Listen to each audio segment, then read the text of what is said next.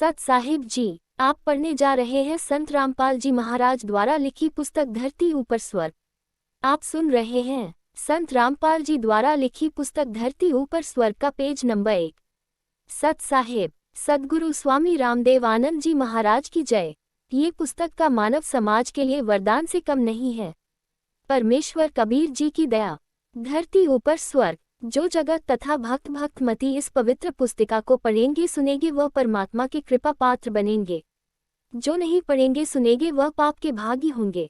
परंपराओं की झूठी शान के नीचे दबकर मरते रहेंगे। संत रामपाल दास। जीव हमारी जाति है, मानव धर्म हमारा, हिंदू मुस्लिम सिख ईसाई धर्म नहीं कोई न्यारा। आप सुन रहे हैं संत रामपाल जी महाराज द्वारा लिखी पुस्तक धरती ऊपर स्वर्ग का पेज नंबर 2। लेखक संत रामपाल दास, संचालक सतलोक आश्रम बरवाला, जिला हिसार, हरियाणा।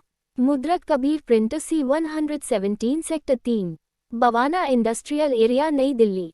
प्रकाशित प्रचार प्रसार समिति तथा सर्व संगत, सतलोक आश्रम, हिसार, टोहाना रोड, बरवाला, जिला हिसार, हरियाणा, भारत।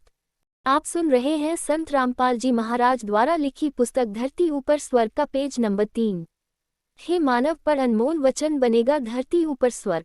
मानव स्त्री पुरुष का जन्म भाग्यवान लकी आत्माओं को मिलता है जो पूर्व जन्मों के लिए शुभ और अशुभ कर्मों जानी पापों तथा पुण्य पर आधारित होता है, जिसे प्रारब्ध कहा जाता है। इस बात को सब जानते हैं कि कर्म से सुख और कर्म से ही दुख होता है। सुख नाम स्वर्ग का तथा दुख नाम नरक का प्रतीक है। जिस घर में सुख है सब कहते हैं कि आपका घर तो स्वर्ग है, जहाँ दुख होता है तो कहते हैं कि उनका घर तो नरक बना है। सर्वप्रथम उन दुखों पर प्रकाश डालता हूँ जो हमने अपने अन्य आवश्यक रीति रिवाजों के कारण स्वयं लाद रखा है तथा नशे के आदी होकर घर नरक बना रखा है, जो प्रारब्ध में नहीं होता। हमारा संत रामपाल दास एवं अनुयायियों का उद्देश्य धरती को स्वर्ग बनाना है। विवाह कर्म जो दुख का कारण है। बच्चों का संस्कार परमात्मा ने बना रखा होता है, उसी संस्कार वश दो बच्चों का विवाह संयोग होता है। ये प्रबाद में निर्धारित होता है। इस कार्यक्रम में जो समाज में रीति रिवाज बना रखी है वह इस प्रकार है। नंबर 1, दहेज देना एवं लेना। नंबर 2, गाजे बाजे के साथ डीजे आदि को बजाकर विवाह करना। नंबर 3, शराब का तड़का नहीं लगा तो मजा किरकिरा शराब पीकर जूट बजाना पूर्व निर्धारित होता है। आपको विशेषकर हिंदू समाज को बताना चाहता हूँ कि आप जी श्री ब्रह्मा जी, श्री विष्णु जी तथा श्री शिव जी एवं माता दुर्गा जी के मानने वाले हैं। क्या आपको पता है कि माता दुर्गा जी ने अपने तीनों पुत्रों का विवाह कैसे किया था? प्रमाण के साथ पढ़ो। प्रमाण श्री देवी पुराण के स्कंद 3 अध्याय 4 और 5 में लिखा है कि श्री देवी जी अष्टांगी देवी जानी दुर्गा जी ने वचन से 3 लड़की उत्पन्न की। नंबर 1, श्री सावित्री जी महासरस्वती। नंबर 2, श्री लक्ष्मी जी महालक्ष्मी। नंबर 3, श्री पार्वती जी महाकाली गौरी। पहले श्री ब्रह्मा जी को बुलाया तथा कहा, बेटा इस लड़की का नाम सावित्री है, इसे अपनी पत्नी रूप में रख जाओ, अपना घर बसाओ। श्री ब्रह्मा जी एवं श्री सावित्री जी ने माता जी को प्रणाम किया और वह ब्रह्मलोक में अपने घर चले गए। विवाह संपन्न हुआ। दूसरे पुत्र श्री विष्णु जी को बुलाया और कहा, बेटा इस लड़की का नाम लक्ष्मी है, इसे अपनी पत्नी रूप में रख जाओ, अपना घर बसाओ। दोनों माता जी को प्रणाम करके विष्णु लोक में चले गए। विवाह संपन्न हुआ। फिर तीसरे पुत्र श्री शिवजी को बुलाया तथा कहा, बेटा इस लड़की का नाम पार्वती ओमा है, इसे अपनी पत्नी रूप में रख जाओ, अपना घर बसाओ। दोनों ने माता जी को प्रणाम किया और शिवलोक में चले गए। विवाह संपन्न हुआ। आओ विचार करें, ना बाराती थे, ना भाती थे, ना कढ़ाई चढ़ाई, ना मिठाई बनाई, बाजे ना डीजे बजा, ना दहेज दिया ना लिया। वर्तमान में हिंदू समाज विवाह कैसे होता है ये बताने की आवश्यकता नहीं, क्योंकि आप सब जानते हैं। क्या हम ब्रह्मा जी, विष्णु जी तथा शिव जी से भी बड़े हो गए जो व्यर्थ की रीति रिवाज बनाकर बोझ लाद लिया? आप सुन रहे हैं संत रामपाल जी महाराज द्वारा लिखी पुस्तक धरती ऊपर स्वर्ग का पेज नंबर 4। अध्यात्म की दृष्टि से देखें। इस संसार में एक क्षण का भरोसा नहीं, कब क्या घटना घट जाए। हम इस बात को मध्य नजर रखते अपना जीवन जीते हैं तथा शास्त्रों के अनुसार धार्मिक एवं सामाजिक क्रिया करते हैं। धार्मिक शास्त्र परमात्मा का बनाया संविधान है। जो व्यक्ति संविधान का उल्लंघन करता है वह दंडित होता है, उसे ना सुख प्राप्त होता है, ना कार्य सिद्ध होते हैं, ना उसका मोक्ष गति होता है। प्रमाण गीता अध्याय 16 श्लोक 23-24 में है। श्लोक 23 है, अर्जुन जो व्यक्ति शास्त्र विधि को त्याग कर अपनी मर्जी से मनमाना आचरण करता है उसको ना सुख की प्राप्ति होती है, ना सिद्धि प्राप्त होती है जिससे कार्य सिद्ध होते हैं, तथा ना उसको मोक्ष प्राप्त होता है।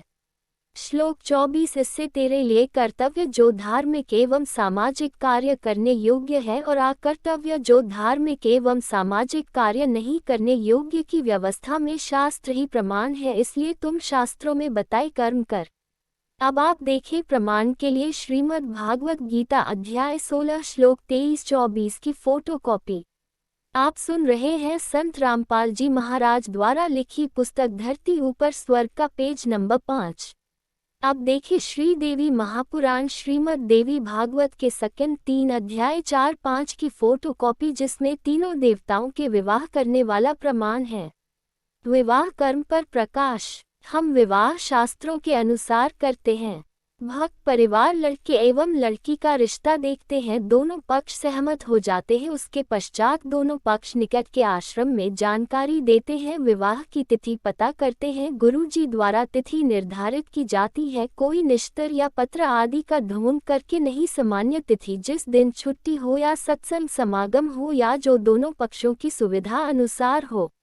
निर्धारित तिथि को दोनों पक्ष आश्रम में या सत्संग स्थल पर जो स्थान बताया गया होता है उस पर आते हैं। संत गरीब दास जी महाराज जी की अमृतवाणी में एक असुर निकंदन रमैनी अध्याय है, जिसमें विश्व की सभी दैवीय शक्तियों की स्तुति की गई है, उसको पढ़ा जाता है, बोला जाता है, ऑडियो स्पीकर पर सुनाई जाती है, भक्तों को मौखिक भी याद होती है, सब मिलकर बोलते हैं, ये हमारे विवाह के गीत हैं। आप सुन रहे हैं संत रामपाल जी महाराज द्वारा लिखी पुस्तक धरती ऊपर स्वर्ग का पेज नंबर 6। विशेष जगत में विवाह के लिए शुभ लग्न पंडित द्वारा सोई जाती है, जो कहता है कि इन नक्षत्रों में बच्चों का विवाह होने से सदा मंगल रहेगा, बच्चे सदा सुखी रहेंगे। परमात्मा कबीर जी कहा करते हैं कि बच्चों के जो कर्म में लिखा है वह अवश्य मिलता है, इस लगन से कोई बचा नहीं होता। उदाहरण दिया करते हैं, कबीर वशिष्ठ मुनि से त्रिकाली योगी शोध कर लग्न धरे, सीता हरण मरण, दशरथ का बन बन राम फिरे।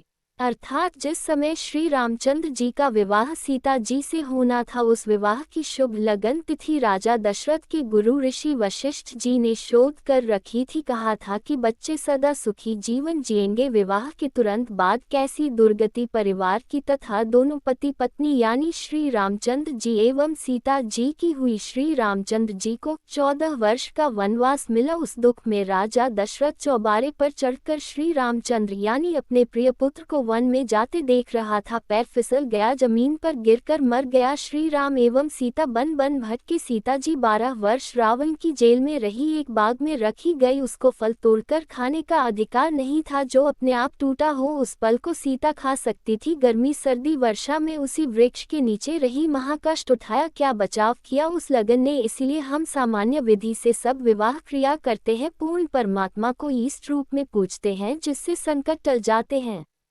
पढ़े एक झलक कुछ अंश उस अमर ग्रंथ यानी सूक्ष्म वेद की वाणी का। मैं लेखक देवी देवताओं का सम्मान करता हूँ, मैं तथा मेरे अनुयायी प्रतिदिन विश्व के देवी तथा देवताओं की स्तुति करते हैं। प्रमाण के लिए दोपहर की स्तुति के कुछ अंश